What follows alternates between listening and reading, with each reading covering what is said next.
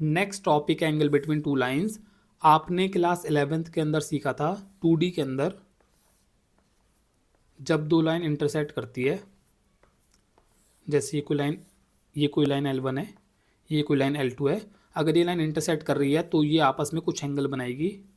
अगर दो line parallel है तो वो आपस में कुछ एंगल नहीं बनाती। अगर दो लाइन पैरेलल है तो वो मतलब कोई एंगल नहीं बनाएगी, ठीक है ना, समझ गए ना। लेकिन अगर वो लाइन इंटरसेक्ट कर रही है आपस में तो वो आपस में कुछ एंगल बनाएगी। अगर दो लाइन इंटरसेक्ट कर रही है तो वो आपस में कितना एंगल बनाएगी उसको हम कैलकुलेट किया करते थे 11th क्लास के अंदर। एक फॉर्मूला होता था ten theta all equal to M2 minus M1। ये M2 M1 क्या होता है, M2 होता है L2 का स्लोप, M1 होता है L1 का स्लोप, ठीक है ना। और डिवाइडेड बाय हम कहते थे 1 प्लस में M1 M2। आई आपको याद होगा, ठीक है ना। ये फॉर्मूला होता था। इस फॉर्मूले से हमारे को ये जो एंगल है इसका 10 वैल्यू निकल के आता था और फिर हमारे को एंगल पता चल जाता था। जैसे जैसे एग्जाम्पल के लिए मान लो इस पूरे का आंसर आया 1, ठीक है ना, तो हम कहते हैं टेन थीटा 1 आ रहा है तो फिर थीटा कितना 45 डिग्री। समझ गए ना। लेकिन ये सारी बातें 11th क्लास की है, इस पर ज़्यादा दिमाग मत लगाना, ठीक है ना, इनको साइड रखना है ऐसे ही। मतलब 12th क्लास की बातें अलग है। तो ये तो बस 11th क्लास में क्या पढ़ा था, मतलब 11th क्लास में भी आपने ये पढ़ा था एंगल बिटवीन टू लाइन का टॉपिक, ये रिकॉल करवाने के लिए मैंने बताया है बस, ठीक है ना। इस पर ज़्यादा दिमाग मत लगाना, ठीक है। 12th क्लास की बातें अलग है, ठीक है। इस फॉर्मूले के अंदर अंदर अगर आपको याद हो एक चीज़ की, इसमें मॉड लगा होता था। मॉड क्यों लगा होता था उसको मैं बता देता हूँ। जब दो लाइन इंटरसेक्ट करती है ना, जब दो लाइन इंटरसेक्ट करती है आपस में तो वो दो एंगल बनाती है, एक ये वाला और एक ये वाला भी बनाती है। हम इस फॉर्मूले के अंदर मॉड इसलिए लगाते थे क्योंकि हम एक्यूट एंगल को कैलकुलेट करते थे, छोटे वाले एंगल को।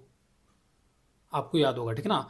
ये मॉड क्या करता है, मॉड पॉजिटिव वैल्यू कैलकुलेट करके देता है। हम टेन का बस पॉजिटिव वैल्यू कैलकुलेट करते थे और टेन का पॉजिटिव वैल्यू कैलकुलेट करके, समझ गए ना, मॉड लगाना मतलब हम बस पॉजिटिव वैल्यू कैलकुलेट करेंगे। टेन का पॉजिटिव वैल्यू कैलकुलेट करके हम एक्यूट एंगल को कैलकुलेट किया करते थे। इतना बस ध्यान रखना भी, ठीक है ना। मतलब ये फॉर्मूला एक्यूट एंगल को कैलकुलेट करने का था, समझ गए ना। एक बार एक्यूट एंगल आपको पता चल जाए उसके बाद हम कहते थे कि भाई ये टोटल एंगल 180 डिग्री होगा, समझ गए ना। तो अगर ये वाला एंगल पता है तो फिर ये भी पता चल ही जाएगा। दो लाइन जब इंटरसेक्ट करेगी तो वो आपस में जो एक्यूट एंगल बनाएगी उसको कैलकुलेट करने का फॉर्मूला था। इतना बस आपको याद रखना है, ठीक है ना।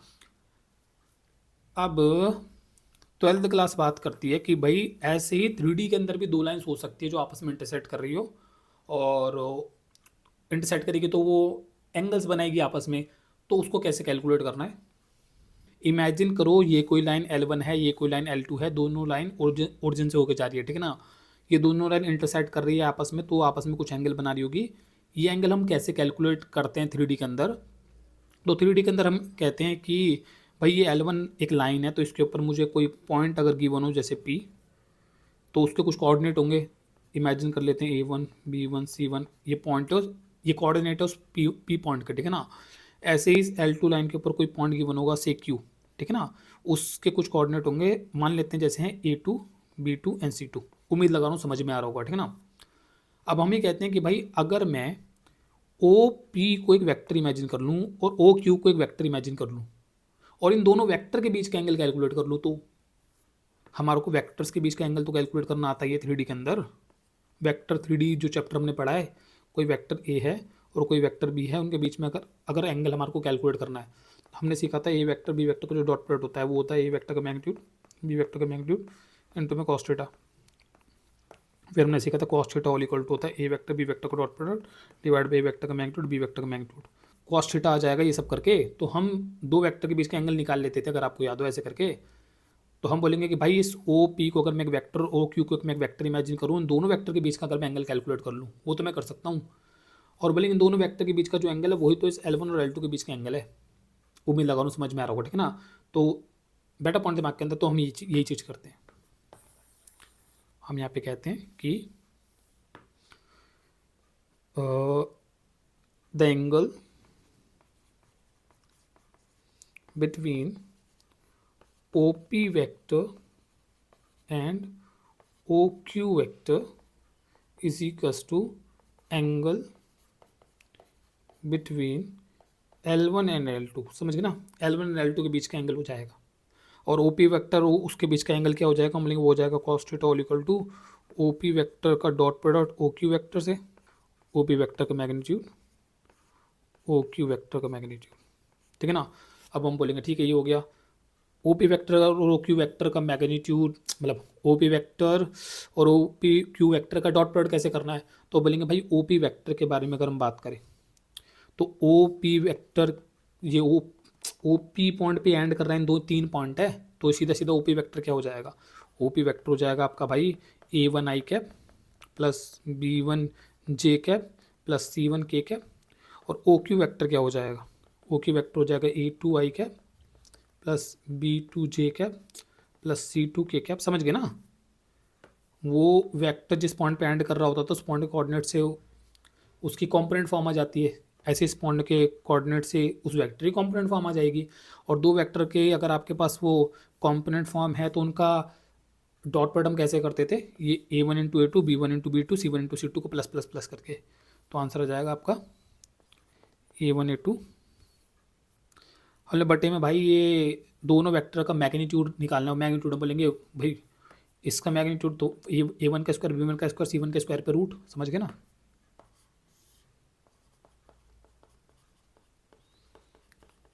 और हम बोलेंगे उसका वो आ जाएगा A2 का स्क्वायर प्लस B2 का स्क्वायर प्लस में C2 का स्क्वायर। उम्मीद लगा रहा हूँ समझ में आ रहा होगा। तो ये हमारा फार्मूला बन जाता है। ये फार्मूला हो गया किसका फार्मूला, हम बोलेंगे angle between L1 and L2 को कैलकुलेट करने का। वैसे तो ये फार्मूला है OP1, मतलब वैसे तो ये फार्मूला है OP एंड OQ वेक्टर के बीच में एंगल कैलकुलेट करने का, पर इसी से L1 L2 के बीच का एंगल आ जाएगा, तो यही फार्मूला हो गया, ठीक है ना। इस फार्मूले के ऊपर किताब में आप अगर आप देखोगे तो किताब मॉड लगा देती है। मॉड क्यों लगा देती है, क्योंकि अगेन ये दो लाइन जब इंटरसेक्ट करेगी, ये दो लाइन जब इंटरसेक्ट करेगी तो एक एक्यूट एंगल बनाएगी और एक ऑब्ट्यूस एंगल भी बनाएगी। तो हम एक्यूट एंगल कैलकुलेट कर रहे हैं, तो समझ गए ना, हम बस पॉजिटिव वैल्यू कैलकुलेट करेंगे कॉस का और उससे हम एक्यूट एंगल को कैलकुलेट करेंगे, और एक्यूट एंगल मिल जाएगा तो फिर हम वो ऑब्ट्यूस वाला एंगल भी बता सकते हैं जो ये लाइन आपस में बना रही होगी, वो भी बताया जा सकता है। उम्मीद लगा रहा हूँ समझ में आ रहा होगा, ठीक है ना। अगर आप एनसीईआरटी के अंदर देखोगे, एनसीईआरटी में लिखा हुआ है let L1 L2 be two lines passing through origin. L1 L2 दो लाइन्स है जो ओरिजिन से होकर जा रही है, and with direction ratios A1 B1 C1 and A2 B2 C2। कह रहा है कि A1 B1 C1 ये क्या है, L1 के डायरेक्शन रेशियोज है। मैंने आपको बताया था एक लाइन ओरिजिन से होके अगर जा रही है तो उस पे मौजूद पॉइंट के जो कोऑर्डिनेट होते हैं वो उस लाइन के डायरेक्शन रेशियोज होते हैं। तो A1 B1 C1 ये जो P पॉइंट के कोऑर्डिनेट हैं इनको आप L1 के डायरेक्शन रेशियोज भी कह सकते हो। अब आपको समझ में आ रहा होगा, ठीक है, तो वो भी कह सकते हैं। और ऐसे ही A2 B2 C2 जो क्यू पॉइंट के कोऑर्डिनेट है उनको आप L2 के डायरेक्शन रेशियोज भी कह सकते हो, ठीक है ना। फिर आगे जाके कह रहा है let P be the point on L1 and Q be the point on L2, ठीक है ना। कहता है कंसिडर द डायरेक्टेड लाइंस, अगर इनको हम डायरेक्टेड लाइन की तरह ट्रीट करें तो वो वेक्टर बन जाते हैं OP एंड OQ, ठीक है ना। कहता है कि let Q be the theta between the OP and OQ, recall that the directed line segment OP and OQ are vectors, तो वेक्टर बन जाएंगे, ठीक है ना। और फिर उन वेक्टर के जो कॉम्पोनेंट ये हो जाएंगे, मतलब किताब ने उसको ढंग से नहीं पढ़ा रखा, किताब ने बस हिंट दे के छोड़ दिया है कि बच्चा खुद से समझ लेगा चीज़ों को। समझ गए, किताब ने हिंट दे के छोड़ दिया कि बच्चा खुद से समझता रहेगा, हिंट दे के छोड़ दिया। लेकिन मैंने आपको थोड़ा डिटेल में समझा दिया कि कैसे वो दो वेक्टर के बीच का हम एंगल निकाल रहे हैं जिससे हमारे को उन दोनों लाइन के बीच का एंगल निकल जाएगा। उम्मीद लगा रहा हूँ समझ में आ गया होगा, ठीक है ना। अब आप क्या करो, पहले तो आप ना एक क्वेश्चन करो, ठीक है। एक खुद का मैं एक एग्जांपल देता हूँ आपको। इमेजिन करो कि 3D के अंदर दो लाइंस हैं,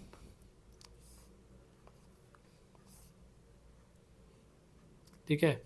ये दो लाइन है, दोनों अगेन ओरिजिन से होके जा रही है, ठीक है ना। एक ये लाइन है जो ओरिजिन से होके जा रही है L1, ये लाइन है L2, ठीक है ना। ये लाइन जो होके गुजर रही है 1 2 3 से, ठीक है, और ये लाइन होके गुजर रही है 3 2 1 से। समझ गए, 1 2 3 एंड 3 2 1 वो दो डिफरेंट पॉइंट है, ठीक है ना, 3D स्पेस के अंदर। तो L1 1 2 3 से होकर जा रही है, L2 3 2 1 से होकर जा रही है, ठीक है ना। और इन दोनों लाइन के बीच में कुछ एंगल होगा, तो मैं कह रहा हूँ कैलकुलेट करके दिखाओ। तो कैसे कैलकुलेट करना है, आप बोलोगे बहुत आसान है, ये A1 B1 C1 हो जाएगा, A2 B2 C2 हो जाएगा, यहाँ रिप्लेस कर दूंगा, आ गया आंसर।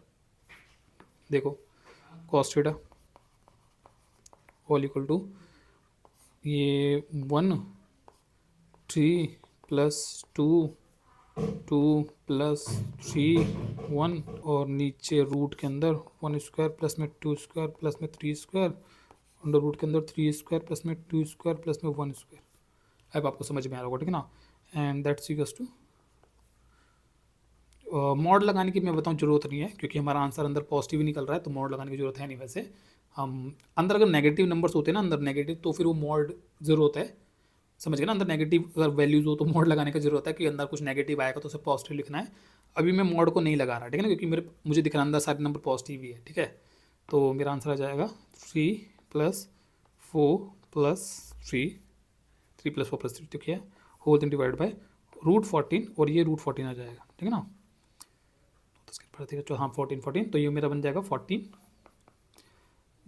6 7 8 9 10 10 10/14, जो इकट्ठ पटा के बन जाएगा 5/60, ठीक है ना। तो मेरे ये आ गया, तो जिसको मैं कह सकता हूँ that cos theta all equal to 5/7, तो theta all equal to cos inverse 5/7, ये मेरा आंसर आ गया। अब आपको समझ में आ रहा होगा, ठीक है ना। तो मतलब ये आंसर भी आपको साइंटिफिक कैलकुलेटर का इस्तेमाल करके निकालना है, अभी पूरा नहीं निकला है, समझ गए ना। आंसर वैसे नहीं निकलते 10वीं के टेबल वाले कि 30 डिग्री 45 डिग्री, वैसे नहीं निकलेगा, कुछ कुछ ऐसा ही निकलेगा जहाँ पे साइंटिफिक कैलकुलेटर का इस्तेमाल होता है। लेकिन हम बोलेंगे हाँ ठीक है, मतलब हमने पता कर लिया ना कि 2 लाइन है जो ओरिजिन से होकर गुजर रही है, उसमें से एक लाइन 1 2 3 से होकर जा रही है, एक लाइन 3 2 1 से होकर जा रही है, तो वो दो लाइन के आपस में एक दूसरे के साथ क्या एंगल बना रही होगी, वहाँ तक हम पहुँच गए ना। बस साइंटिफिक कैलकुलेटर में इसको डालना है और निकल गया वो आंसर कि हाँ ठीक है ये एंगल है उन दोनों लाइन के बीच में, निकाल लिया ना। हम बोलेंगे हाँ निकाल लिया, मतलब हमने एक मैथमेटिक्स डेवलप कर लिया कि कैलकुलेशन करने का, कि हाँ हम 2 लाइन्स के बीच में एंगल बता सकते हैं। बस यहाँ पे हमारे को साइंटिफिक कैलकुलेटर को थोड़ा सा जरूरत पड़ता है, बाकी हमने मैथमेटिक्स डेवलप कर लिया कि हाँ हम कैसे एंगल बता सकते हैं 2 लाइन्स के बीच में जो 3D स्पेस के अंदर है, कि वो आपस में किस एंगल पे होगी एक दूसरे के साथ। उम्मीद लगा रहा हूँ समझ में आ रहा होगा, ठीक है ना। कॉस थीटा के अलावा साइन थीटा का भी एक फॉर्मूला होता है 2 लाइन्स के बीच में एंगल को कैलकुलेट करने का। इस फॉर्मूला के अंदर भी वो A1 B1 ये जो नंबर होते हैं, ये ही A1 B1 ये सब नंबर, ये नंबर आपको यहाँ पे डालने होते हैं, ठीक है ना। और ये सारे नंबर डालने के बाद कैलकुलेशन करने के बाद साइन का एक वैल्यू आता है, जैसे मान लो यहाँ पे वैल्यू हो गया 5/6, ठीक है ना, साइन थीटा। फिर आप थीटा इक्वल टू आ जाएगा साइन इनवर्स 5/6, मतलब यहाँ पे थीटा का आंसर साइन की हेल्प से निकलेगा। किताब कहती है कि भाई जो साइन थीटा होता है वो होता है अंडर रूट के अंदर 1 माइनस में कॉस स्क्वायर थीटा। तो किताब ये पता है ना आपको कि साइन स्क्वायर थीटा प्लस में cos square theta equal to 1 होता है, तो इस आइडेंटिटी से ये निकाल लेती है, ठीक है ना। और फिर यहाँ पे कॉस की जगह पे जो कॉस का आंसर निकला था इसको रिप्लेस कर देती है और थोड़ी कैलकुलेशन करती है, तो ये वाला आंसर किताब को निकल के आता है। आई आपको समझ में आ रहा होगा, ठीक है ना। तो किताब कहती है ये एक कॉस का फॉर्मूला है अगर आपको 2 लाइन्स के बीच में एंगल कैलकुलेट करना है, और एक साइन का भी फॉर्मूला है अगर आपको 2 लाइन्स के बीच में एंगल को कैलकुलेट करना है, ठीक है ना। और दोनों फॉर्मूला वो पॉइंट के कोऑर्डिनेट मांगते हैं, वो पॉइंट के कोऑर्डिनेट बता दो, वो डाल दो तो आंसर आ जाता है। उम्मीद लगा रहा हूँ समझ में आ रहा होगा, ठीक है ना। ज़्यादातर तो आपको ये कॉस वाला फॉर्मूला ही काम आएगा, ये ईजी भी है छोटा भी है। ये साइन वाला फॉर्मूला जो मुश्किल है थोड़ा लंबा भी है, ये कम ही काम आएगा, कॉस वाला ही याद रखना वैसे, ठीक है ना। 2 लाइन्स के बीच में एंगल कैसे निकालना है जब उनकी इक्वेशंस गिवन हो। इक्वेशन 2 टाइप की होती है लाइन्स की, ठीक है ना। पहली हम बोलेंगे वेक्टर फॉर्म में, अगर वेक्टर फॉर्म में 2 लाइन्स की इक्वेशन गिवन है, ठीक है ना, तो कोई L1 लाइन है, ठीक है ना, कोई L2 लाइन है, 2 लाइन की इक्वेशन गिवन है। L1 लाइन की इक्वेशन गिवन है आर वेक्टर, वो देता है R vector all equal to A1 plus में लैम्डा P1 वेक्टर, और R2 के लिए क्या था R vector all equal to 8 vector plus में एक दूसरा वो सिंबल इस्तेमाल करता है लैम्डा की जगह पे, यहाँ पे लैम्डा, यहाँ पे कोई दूसरा लैम्डा कांस्टेंट को रिप्रेजेंट करता है ना, तो यहाँ पे कोई दूसरा कांस्टेंट दिखाया गया है, ठीक है ना, जो इस इक्वेशन के लिए कांस्टेंट की तरह इस्तेमाल हो रहा है। समझ L2 के लिए कोई दूसरा कांस्टेंट है, L1 का कोई एक अलग कांस्टेंट है, L2 का कोई दूसरा कांस्टेंट है, समझ गए। सो ये कोई ए पॉइंट गिवन होगा, उसको आप ऐसे जॉइंट कर लोगे इससे, so you will get A1 vector, A की जगह A1 बोलेंगे क्योंकि 2 लाइन्स है, तो L1 के लिए A1, ठीक है ना। और उसके पैरेलल कोई वेक्टर गिवन होगा B1 वेक्टर,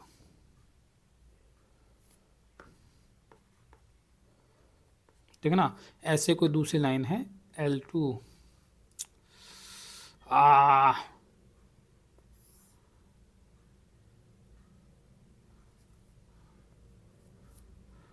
ये मेरी L2 लाइन है, ठीक है ना। अब इसके ऊपर कोई पॉइंट गिवन होगा आपको,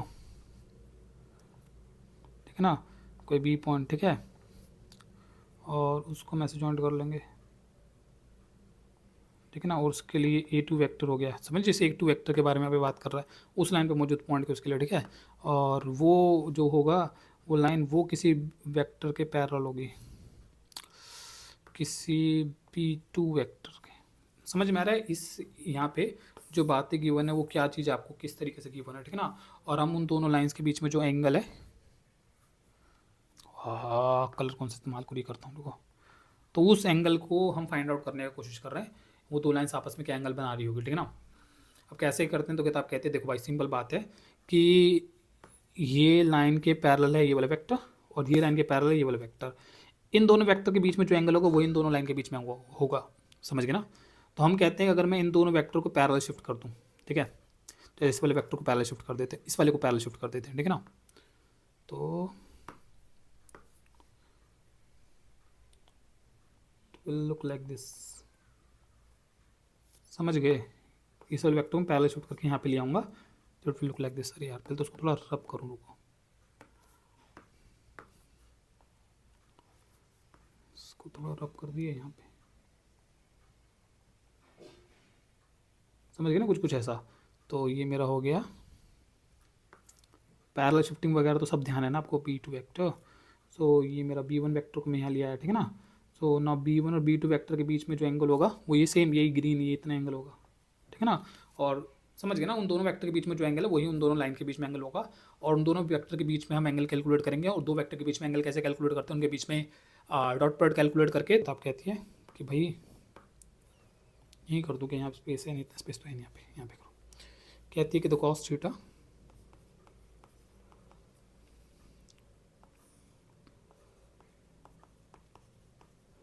B2 वेक्टर का dot product whole thing divide by B vector का मैग्नीट्यूड, B2 वेक्टर का B1 है, ठीक है ना, B2 वेक्टर का मैग्नीट्यूड, उम्मीद लगा रहा हूँ समझ में आ रहा होगा। ये तो दो वेक्टर का जो हम डॉट प्रोडक्ट करके वो करते हैं कॉस थीटा, वो तो नॉर्मल बात है, दो वेक्टर के बीच का एंगल निकालना, और उससे वो लाइन्स के बीच का एंगल आ जाएगा, ठीक है ना। तो कहती है, फिर कहती है कि अगर सेकंड फर्स्ट कार्टेशियन फॉर्म में अगर लाइन्स की इक्वेशन गिवन हो, सेकंड कहती है अगर वो पहले वेक्टर फॉर्म में गिवन हो, सेकंड फिर कहती है अगर कार्टेशियन फॉर्म में गिवन हो, अगर दो लाइंस की इक्वेशन कार्टेशियन फॉर्म में गिवन है तो उनके बीच का एंगल कैसे निकालना है, तो हम क्या करते हैं, हम वो पहले वाला फॉर्मूला अप्लाई करते हैं, cos theta all equal to A1 A2 plus B1 B2, और यहाँ पे A1 A2 B1 B2, A1 A2 B1 B2 इनको यहाँ से उठा लेते हैं, समझ गए ना, सिंपल सा, plus C1 C2 whole thing divide by root के अंदर वो पूरा सेम फार्मूला अप्लाई कर देते हैं, सेम फार्मूला किताब देती है, कहती है वो उठा लेना और यहाँ से अप्लाई कर देना है और आपको उसका आंसर निकल के आ जाएगा, ठीक है ना। इसको अगर आपको एक सेंस बनाना है कि ये फार्मूला कैसे यहाँ पे कैसे काम कर रहा है, तो इसको आप अगेन वेक्टर से समझ सकते हो कि अगर मैं इस B1 वेक्टर को यहाँ पे पैरेलल शिफ्ट कर दूँ, यहाँ पे से B1 वेक्टर यहाँ पे पैरेलल शिफ्ट होने के बाद इसके बीच का जो एंगल होगा वो ही L1 और L2 के बीच का एंगल होगा, ठीक है ना। और हम बोलेंगे इस B1 और B2 के बीच का एंगल आप निकालोगे कैसे, B1 और B2 का क्रॉस प्रोडक्ट करके, ठीक है ना। ये जो नीचे के नंबर होते हैं ये इस B1 वेक्टर के कंपोनेंट्स होते हैं, और ये जो B2 वेक्टर के होते हैं वो ये वाले नंबर होते हैं, ठीक है ना।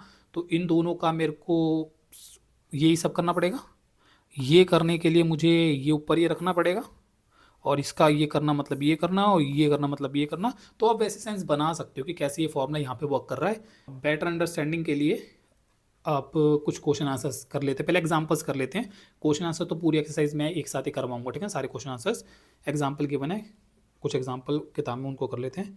एग्जांपल नंबर पहले 7 है, मेरी किताब में 9 है, मेरी किताब में कुछ एक्स्ट्रा है, आपकी किताब में जो टॉपिक डिलीटेड है वो मेरी किताब में दे रखे हैं, ठीक है ना, पर आपकी किताब में एग्जाम्पल नंबर 7 होगा ये, ठीक है ना। कहता find the angle between the pair of lines given by, तो एक लाइन गिवन है R इक्वल टू प्लस में 2j कैप। टॉपिक को समझना मुश्किल है, करना मुश्किल नहीं है, क्वेश्चन करना बहुत आसान है, एक बार टॉपिक समझ में आ गया करना बहुत आसान है। लैम्डा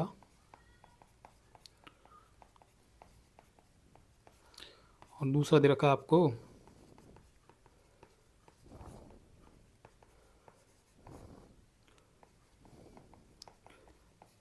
J6K, ठीक है ना। सो हम बोलेंगे भाई ये वेक्टर फॉर्म वाला केस है। अभी बात हुई कि एक लाइन की क्वेश्चन अगर वेक्टर फॉर्म में गिवन हो, ठीक है ना, एक लाइन की क्वेश्चन अगर वेक्टर फॉर्म में गिवन हो, सो हमने बात करा था, उसने बोला find the angle between the lines. हम बोलेंगे भाई सिंपल सी बात है, ये वेक्टर सीधा B1 हो गया, ये B1 होता है, और सीधा वेक्टर B2 होता है।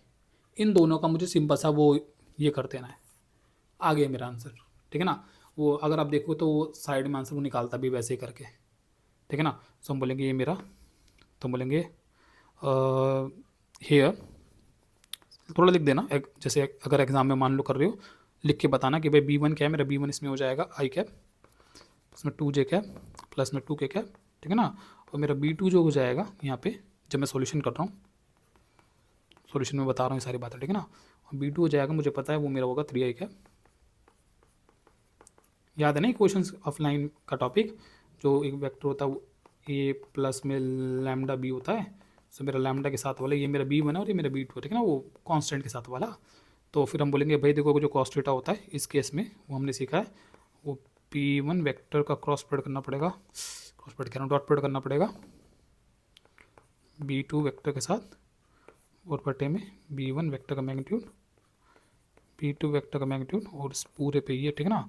अब B1 वेक्टर का B2 वेक्टर से क्रॉस प्रोडक्ट तो वो तो सिंपल है, बहुत आसान है, 1 इंटू में 3 प्लस 2 इंटू में 2 प्लस 2 इंटू में 6, ठीक है ना, और होल डिवाइड बाय रूट के अंदर 1 square plus 2 square plus 2 square plus root, तेरी ये ऐसे क्या कर रहा हूँ मैं, ये 3 स्क्वायर प्लस क्या है, 3 स्क्वायर प्लस में 2 स्क्वायर प्लस में 6 स्क्वायर, और फिर आंसर मतलब कैलकुलेशन नहीं करना चाह रहा मैं इतनी, आंसर दे रखा 19/21 सारे आंसर, ठीक है ना। तो बोलेंगे the theta is equal to cos inverse 19/21, ये आंसर, ठीक है ना।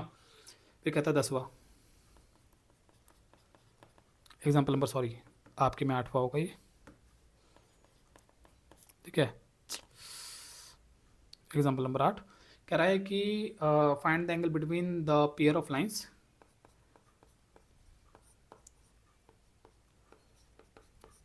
Divide by 5 to Z plus 3 divided by 4। दूसरी लाइन दे रखी है